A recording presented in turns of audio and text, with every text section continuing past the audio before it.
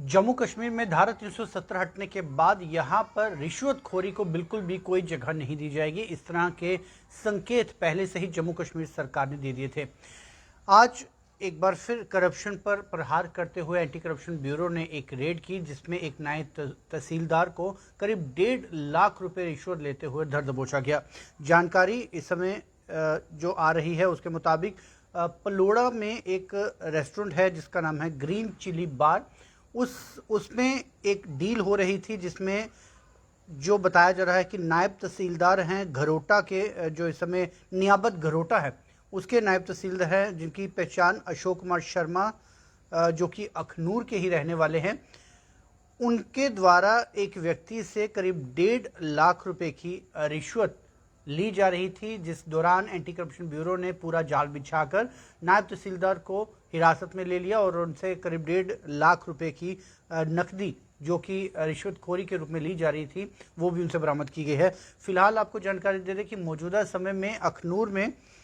3 अलग अलग जगहों पर एसीबी द्वारा जो है वो कार्रवाई की जा रही है, क्योंकि नायब तहसीलदार जो ब्राइबरी केस ये जो अभी सामने आया है उसके तहत इस मामले में संलिप्त अन्य चीज़ों को भी खंगालने के लिए इस समय एंटी करप्शन ब्यूरो जो है वो अपनी काम कर रही है। और अखनूर में 3 जगहों पर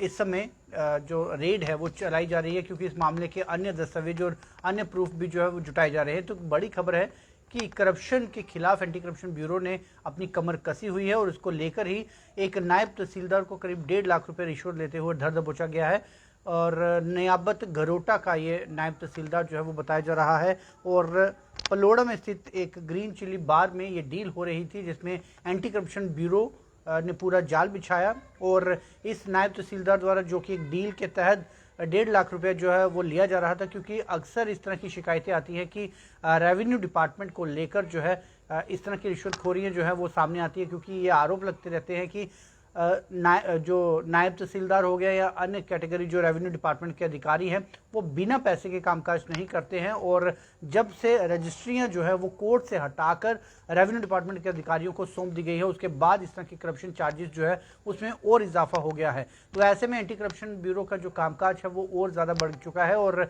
इसको बखूबी अंजाम देते हुए एंटी करप्शन ब्यूरो जो है वो समय समय पर ऐसे अधिकारियों पर कार्रवाई करने के लिए तत्पर है जो कि करप्शन के बिना काम नहीं करते हैं। तो एक बड़ा मामला जो है वो नायब तहसीलदार को धर दबोचा गया है करीब 1.5 लाख रुपए की रिश्वत लेते हुए। आप जुड़ रही है फिलहाल व्यू टुडे न्यूज़ के साथ।